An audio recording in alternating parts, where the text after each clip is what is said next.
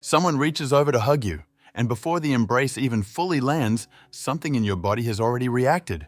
A subtle tightening, a tiny backward lean, a stiffness that travels up your spine the moment another person's arms close around you.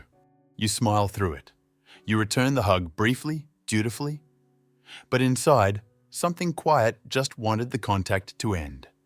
And the confusing part is that you like this person. You're not angry at them. You're not afraid of them in any conscious way. There's nothing wrong with the moment, but your body didn't get that memo. Your body had its own response, faster than thought, more honest than anything you'd choose. And that response was, not this. You've probably learned to manage this. You've developed a choreography for it. You move slightly to the side when someone looks like they're about to hug you, positioning yourself for a brief side hug instead of a full one. You extend your hand early, so people shake it rather than reach for your shoulder. You sit just far enough away that casual touching doesn't naturally happen.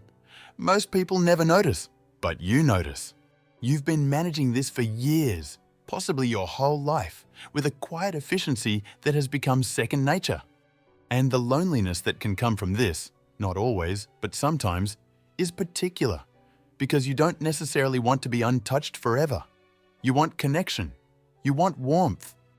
But when the warmth arrives in physical form, something in you braces against it, and you don't entirely understand why. You just know it's always been this way.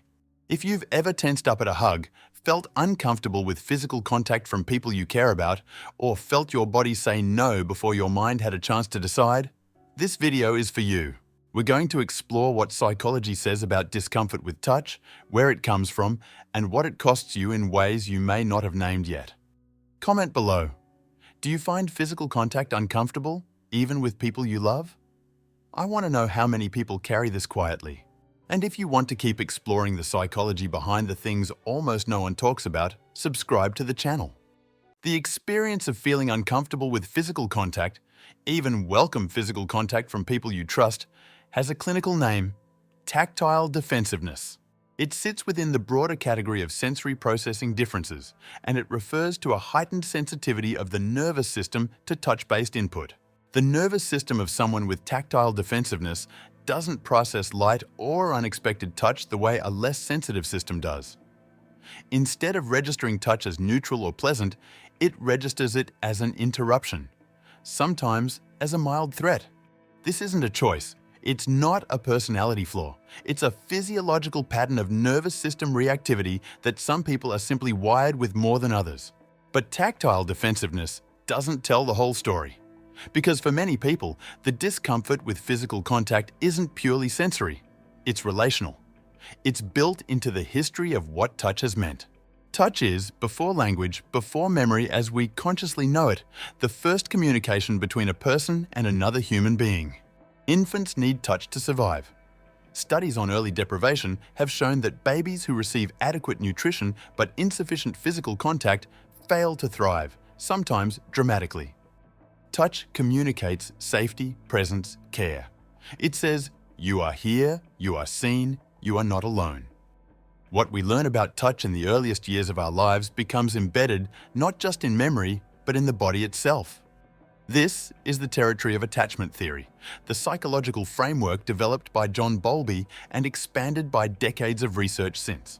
Attachment theory tells us that the way our earliest caregivers responded to our physical and emotional needs creates internal working models, unconscious templates, for how we expect the world to treat us. When early attachment figures were physically absent, cold, or inconsistent, the developing nervous system learns something specific about physical closeness. It's unreliable. It's conditional. It may feel good for a moment, but it ends, or it comes with strings, or it flips into something uncomfortable. The body registers this not as a thought, but as a somatic truth, stored in the muscles and the nervous system rather than the mind. There's another pattern that deserves its own attention. Environments where touch was present but invasive, or affectionate but not safe. Not all physical discomfort with touch comes from absence. Some comes from abundance, from touch that didn't respect the body's signals, from caregivers who were physically affectionate in ways that didn't account for the child's preferences, from contact that confused warmth with overpowering. When a child learns early that their body's signals of discomfort are ignored, when they're told to hug relatives they don't want to hug, when they're tickled past the point of fun, when their physical space is entered without permission as a normal matter of family life, they learn something important. My body's no doesn't count. And that lesson doesn't stay in childhood. It lives in the adult body as a kind of hypervigilance, a protective tensing that shows up before the mind can intervene. For others, the relationship with touch is shaped not by invasion, but by somatic memory, the body's way of storing not just memory, but the felt experience of what happened. Trauma, particularly physical or relational trauma, doesn't always live in explicit memory as a story you can tell. Often, it lives in the body as sensation, a tightening, a pulling back, a sudden urge to create distance. Someone might not be able to name why a particular kind of touch feels wrong, only that it does, only that something in the body says no with a certainty the mind can't override. This isn't irrational. This is the nervous system doing its job, protecting a person from what once felt dangerous, even when the danger no longer exists. Many people who avoid physical contact grew up in homes where the language of bodies simply wasn't warmly spoken. Maybe affection was communicated through words or acts of service, but rarely through physical warmth. Maybe the adults around them were themselves uncomfortable with touch, modeling a kind of physical reserve that the child absorbed as normal, as the way love looks. Maybe touch in the house was rare enough that when it did happen, a doctor's appointment, a sibling's roughhousing, it registered as startling rather than comforting. The body learned its expectations from that environment. It learned that physical closeness is unusual, that the default setting is distance, that maintaining space around your body is simply how you move through the world. The cost of this pattern in adult life is real and worth naming without judgment. Romantic relationships are particularly affected. Physical intimacy, not just sexual, but the everyday physical closeness of sharing a couch, holding hands, falling asleep next to someone, requires a kind of bodily openness. That doesn't come naturally when your nervous system has learned to protect itself through distance. Partners can misread the physical reserve as emotional withdrawal, as lack of desire, as rejection. They feel the body pulling away and interpret it as a message about their own desirability rather than recognizing it as a pattern that predates them entirely. This creates a painful dynamic. You want connection, you care about this person, but your body keeps inserting distance, and you don't always know how to explain that without it sounding like something is broken in you. There is also a subtler, more internal cost. When physical contact is consistently uncomfortable, people can develop what might be called embodied loneliness, a loneliness that lives in the body rather than the mind. You can have rich conversations, deep friendships, a full emotional life, and still carry a quiet ache for a kind of contact you can't quite allow yourself to receive. The warmth you need is there, surrounding you sometimes, but there is a glass wall between you and it, built from history rather than present reality. Here are 3 steps for beginning to change your relationship with physical contact, grounded in psychological research. Step 1. Learn to distinguish between the past and the present through your body. This is a practice from somatic psychology, the branch of therapy that works with the body as a site of healing rather than only the mind. When you notice your body bracing at the approach of physical contact, take one deliberate breath before responding. In that breath, ask yourself, is this reaction about what's happening right now or about what my body has stored from before? You don't have to answer fully. The question alone, just pausing to make that distinction, begins to create a gap between the automatic response and the conscious choice. Over time, that gap becomes the space where something new can happen. Step 2. Create a language for your needs. Many people who struggle with physical contact carry it silently, tolerating what's uncomfortable rather than naming what they need.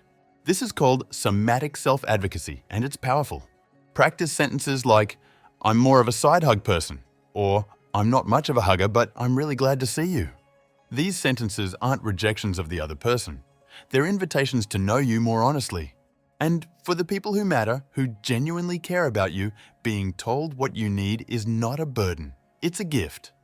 It makes real closeness possible in ways that performed tolerance never could. Step 3.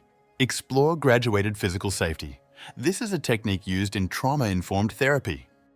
Rather than forcing yourself into full physical contact and waiting for it to become comfortable, begin with forms of touch that feel manageable and slowly work outward. This might mean letting someone sit closer to you than usual, or receiving a brief touch on the arm without moving away, or initiating a short hug on your terms. The nervous system learns through repeated, gentle experience that physical closeness can be safe. This isn't fast work, but the direction matters more than the speed. There is no shame in a body that learned to protect itself. There is no shame in a nervous system that decided early and wisely that distance was safer than closeness. That decision was made by a younger version of you, with the information available at the time, trying to stay safe in an environment that didn't always feel safe. The body did its job. It kept you here. But you are not that environment anymore. And the people reaching toward you now are not the same as the ones who taught your body to brace. The touch you've been guarding against is not always the touch that hurt you. Sometimes it's the touch that could actually reach you, if the body were given enough safety to slowly, cautiously begin to allow it. Living with discomfort around physical contact is a kind of hidden exhaustion. Managing your space, choreographing your avoidance, explaining yourself without explaining yourself, all of it takes something from you. You deserve to be known in this, not just managed around. You deserve relationships where your body's preferences are respected and where your history is held with care rather than confusion. The body remembers, but the body can also learn. Slowly, on its own timeline, with the right kind of gentleness, it can begin to revise what it thought it knew, about what closeness means, about what contact costs, about whether it is safe to be touched by someone who actually loves you. If this spoke to you, share it with someone who seems cold on the surface, but you suspect is simply protecting something tender underneath. And if you want to keep understanding the psychology behind attitudes that almost no one explains, subscribe to the channel. Because sometimes the people who pull away the most are the ones who needed to be held the longest.